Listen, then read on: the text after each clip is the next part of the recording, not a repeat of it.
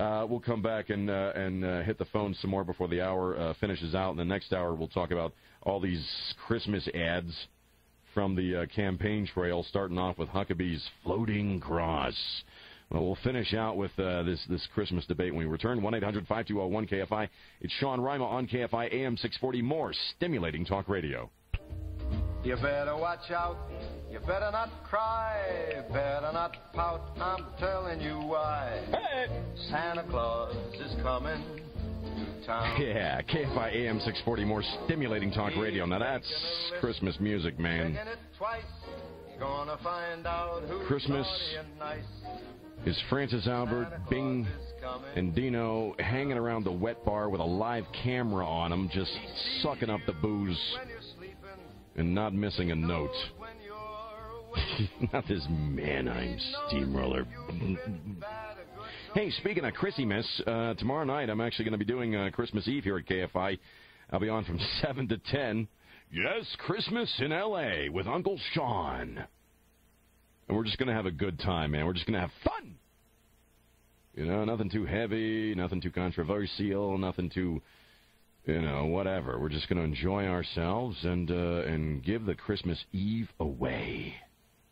And then I'm going to go home and get schnockered. I'm kidding.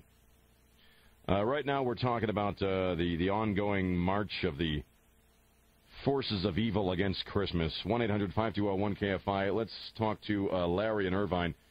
Larry, you're on KFI AM 640. What's on your brain? Hey, Sean. Hey. Just wanted to chip in with my 2 cents. I figured. And, you know, I think those guys are my heroes. They're doing a great job. Which guys? Alec Baldwin. I'll add Useful Sean idiot. Penn. Useful idiot. These guys are great because Useful they're idiot. pointing out... What? Useful idiot, Sean Penn. He's a useful... Look, how come Sean Penn was so damn quiet all of a sudden when Hugo Chavez tried to change the constitution of his nation and grab power for life? Suddenly, Sean didn't have much to say about that. That's kind of odd, don't you think? It is, but guess who else? Yeah. It was the whole country, and Sean supported the guy until he was doing a good job, and then once he saw that he was becoming a right-wing Nazi, he stopped supporting him. Right. And that's what we need to do over here, too, because people are blinded, and they just follow. What are they blind to? What are they Larry, what are they blind to? They're blind to this beautiful packaging that they put this religious stuff in, and it's not the reality. You know, what are you talking about? Are you high? I mean, how is religion harming you in this country? What's going on? Somebody trying to force it on you? They are, yeah. Who? You're one of them. You're trying to. How am I trying to force religion on you, Larry? I haven't heard you once say Happy Hanukkah to anybody. I'm not Jewish. How do you, Larry? How am I trying to force religion on you? By just giving one perspective, and that's the problem. Isn't that the right of any American to have their opinion and their bias and their take on the universe? And do we have to? I mean, isn't that freedom of speech kind of watered down? If every time you utter a statement or an opinion, you got to give every single other opinion in the universe? Doesn't that kind of take away? That takes more from your freedom of speech than what I'm talking about? Yeah, I guess so, but I mean... Because, like, they're on college campuses, they're not allowing people to even say the word Christmas. You don't think that's a loss to freedom of speech? That is a loss. Thank you. You're sharpening up. That, you know? Yeah, I think everybody should have freedom of speech, and everybody should be represented equally. Not me. You want me to say a whole bunch of other stuff when I'm talking about religion. Otherwise, I'm somehow diminishing you. Well, it's almost like brainwashing when you keep. How is it brainwashing? Am I brainwashing you? Have I changed your mind about anything?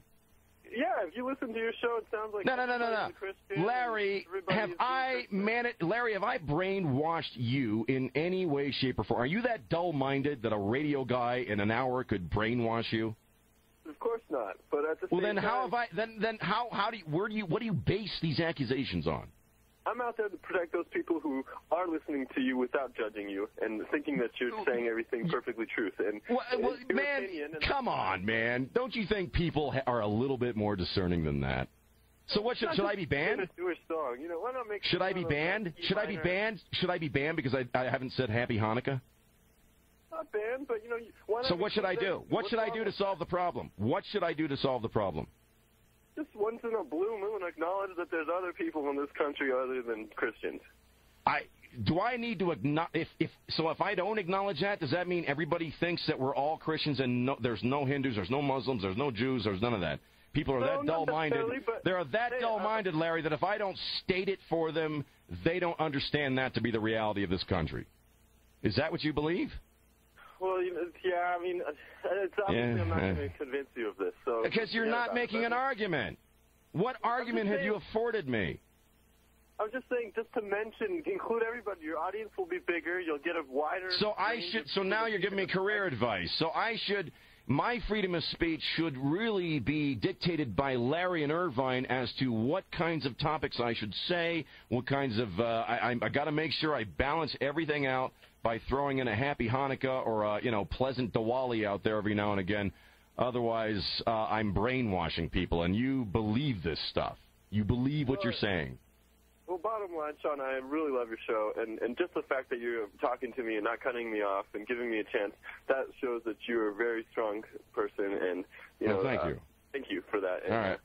All right, well, happy Hanukkah to you, and Merry Diwali, and Hearty Hajj, and Merry Christmas. All right, thanks for the call.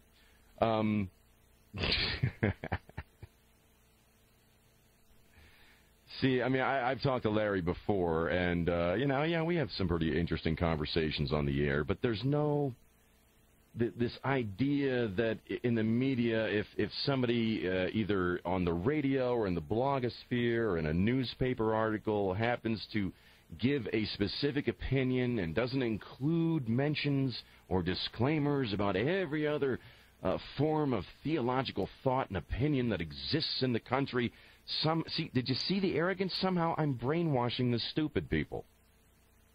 That's exactly the elitist nonsense I was describing earlier. Oh, and as Jason Antebi pointed out, right, Hanukkah's already over, so it'd be kind of strange to say Happy Hanukkah. But see what I mean? The arrogance. Well, all the stupid people out there are going to be brainwashed unless you say that there are Hindus in the world. And it's like, man, I think we're all a little more, have a little more depth than that. Let's take a little breaky, wakey, and then we'll come back and talk about some of the religious and Christmas messages coming out of the campaign trail for the next hour. Also, I'll tell you what my favorite Christmas movie is. You won't expect it. It's not the usual thing. It is Sean Rima on KFI AM 640, more stimulating talk radio, where Rob Archer has the news right now.